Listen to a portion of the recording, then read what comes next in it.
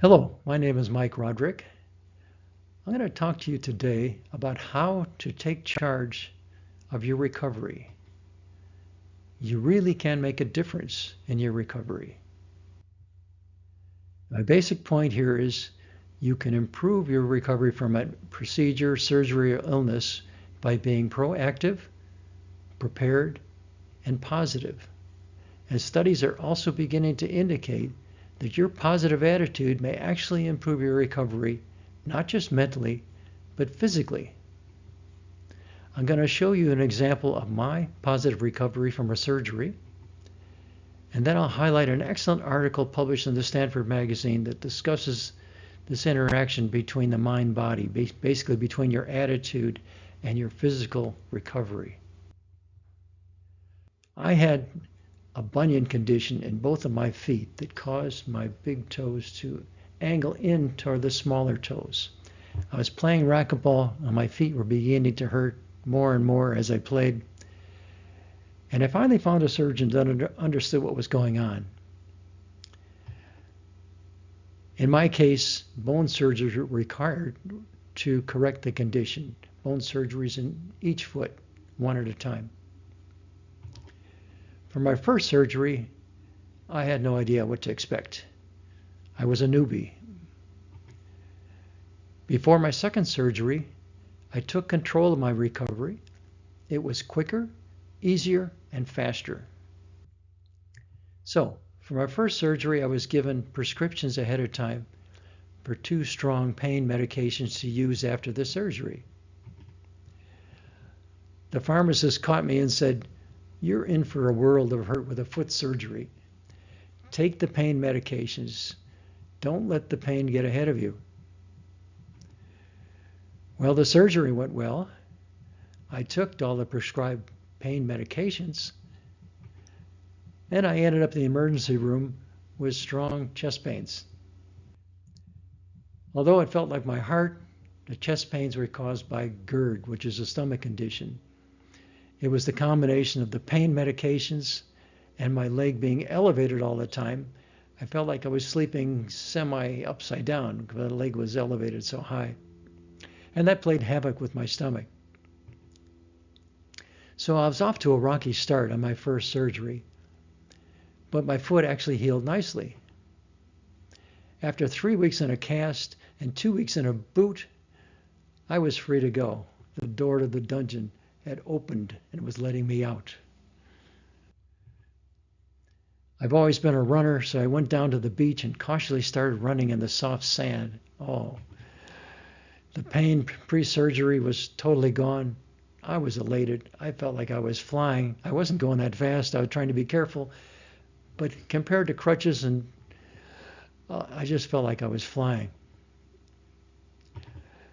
At my next appointment with my surgeon, I said my foot felt great. I was running in soft sand, and it felt beautiful. And he said, "Oh, no, not yet. No. Wait." So I waited another few weeks, and by then I was good to go. Things healed well. For my second foot surgery, that was 8 months later, and it was totally different. The first one wasn't that bad, but the second one was much better. I knew what was coming, and I got prepared. I got ready for the big cast on my right foot, which was going to affect my driving. And I was a caregiver, and I had to drive. So starting a month ahead of time, I practiced driving with my left foot on quiet side streets when there was no traffic and nobody and no pedestrians. Just going slow. And after 10 to 15 days, I was really good at it. I could drive almost as well as my normal driving. I was used to it. So I stocked up the house with food to get ready for the surgery, and the second surgery went well. This time, I knew that post-surgery foot pain was just part of the healing process. I was more comfortable with the pain, and I knew it wouldn't kill me, and it was familiar pain. It was not like some unexpected thing that you didn't understand. This was pain I knew, and I knew it was part of the healing. So I got off all the painkillers in just over a day. I still had some pain, but I would preferred the pain to the painkillers. I wanted to get off the drugs. And because I was off the medications and because I had learned to drive with my left foot, I was able to go to the gym much sooner than with my first surgery. I knew my doctor would be concerned about my going to the gym with a cast on, so I was very careful about stressing my foot, and I didn't. My gym friends are very supportive with their help, and without the medications, my mood was good, it was elevated. Being physically active while wearing the cast and then a boot was also very positive. I felt good about the recovery. Exercise, it turns out, actually produces endorphins that act as painkillers and mood elevators. So it helps if you can be physically active without damaging anything from your surgery or procedure. Before my second surgery, I rented a knee scooter. I used the scooter everywhere in the house, at the gym, and shopping. Again, I was a caregiver, so I had to still do the shopping. And after struggling with crutches, I'll never forget riding the scooter at Costco. I zipped down the aisles, picked up my items, and zipped back to the cart. My shopping took less time than it normally did with this. So it was exhilarating just to glide with the scooter after being on the crutches so much. So with my second foot surgery, I took charge of my recovery. I learned to drive with my left foot ahead of time and rented the scooter ahead of time before the surgery. I was ready. I got off the painkillers as quickly as I could and got to the gym earlier.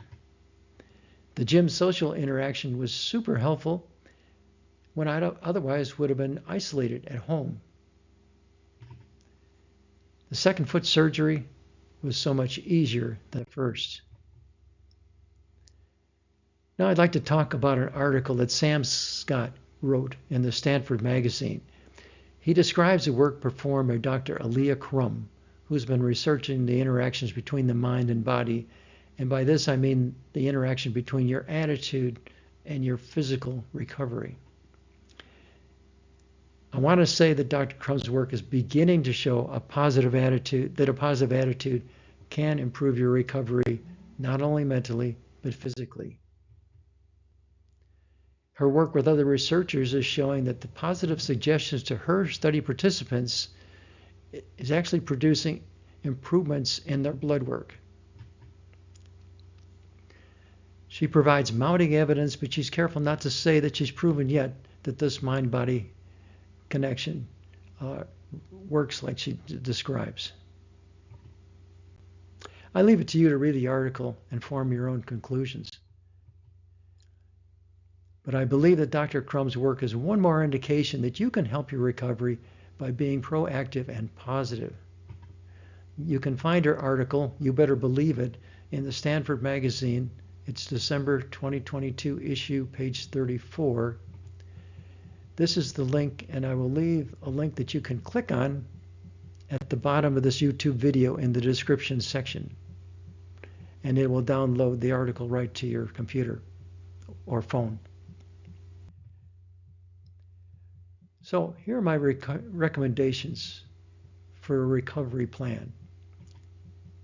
And I am not a doctor. These recommendations are based on my positive experiences with my own surgeries, and I've actually had quite a few surgeries, but I'm a high maintenance guy, but I recover quickly, and I've learned from them.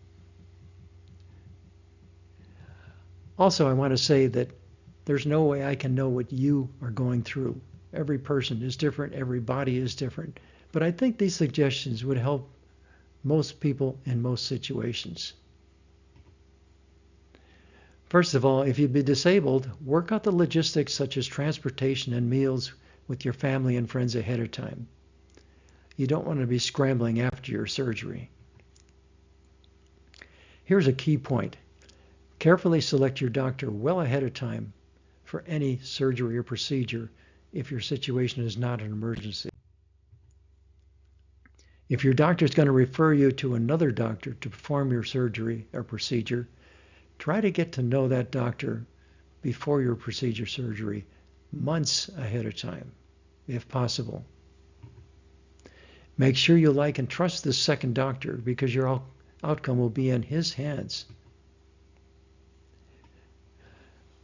In addition to being technically capable, the best doctors listen very closely to your description of your condition, as well as how you tolerate surgeries and procedures.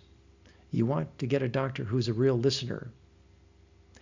My wife had a serious surgery at Johns Hopkins Hospital by the head of surgery, the head surgeon. And he came back to her afterwards and said, "I never would have operated on you if I knew you didn't heal."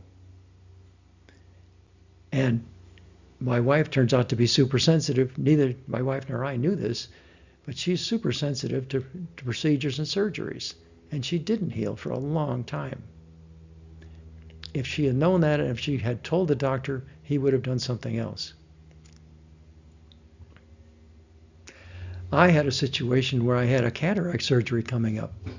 And I asked my doctor, "Do you perform cataract surgeries?" And she said, "No, but I can refer you to one of my associates." And that wasn't good enough for me. And I was lucky at the time. I had a friend of mine who'd been through a whole bunch of serious surgeries. And I asked him for a recommendation, and he gave me a fantastic recommendation. And I went to see that doctor, and I saw him for several months before he performed the cataract surgery on me. Now, cataract surgery is not a terribly serious surgery, but I really wanted to know ahead of time that I could trust this doctor. And when he was finished, I told my wife, "You need cataract surgery, go to this doctor." She did, and it worked fine. So do your homework, get to know your doctor ahead of time. Make sure he listens to what your condition is, but make sure you tell him about you. Tell him how you handle surgeries and procedures. He needs to know about your body. So here's a recovery plan. Fill your recommended prescriptions days ahead of time so you don't have to scramble after the surgery.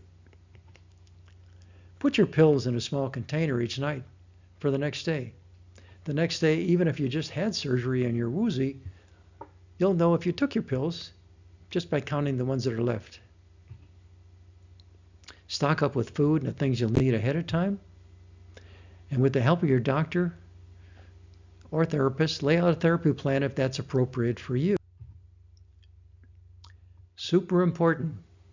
Ask your doctor before the surgery what levels of pain and bleeding are okay on the night of the surgery.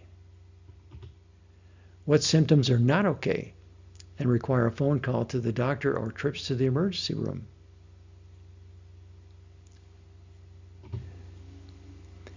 I have had instances where I was worried about significant bleeding, and I had significant bleeding, and I had significant pain at night after the surgery. I was ready to pick up the phone, but I didn't. And the next day I found out it was okay. These particular surgeries did have bleeding and did have a lot of pain. So it was okay. But I wish I had just asked the doctor before the surgery what to expect that first night. It would be so much better if I did, and you'll find it'd be so much better if you do. So if you encounter something, you know whether it's expected or not expected. Finally, stay positive. Realize that your proactive efforts, can minimize your recovery time.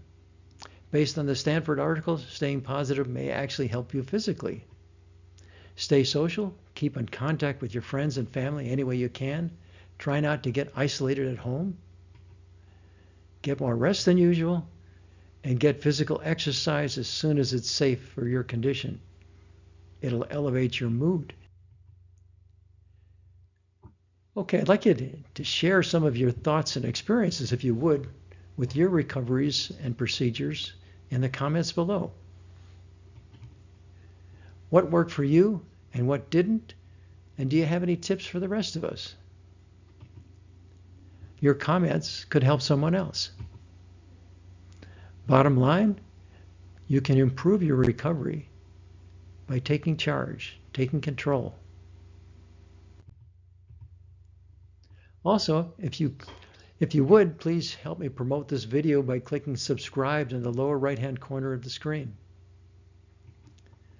Hit the like button if you found this video was helpful. And if you go to the description for this video, you can click on the link to my website, lifetipsforyou.com. Take a look. So, take charge of your recovery, follow your plan, stay positive, stay connected with your friends, stay in control, and most of all, have a good recovery.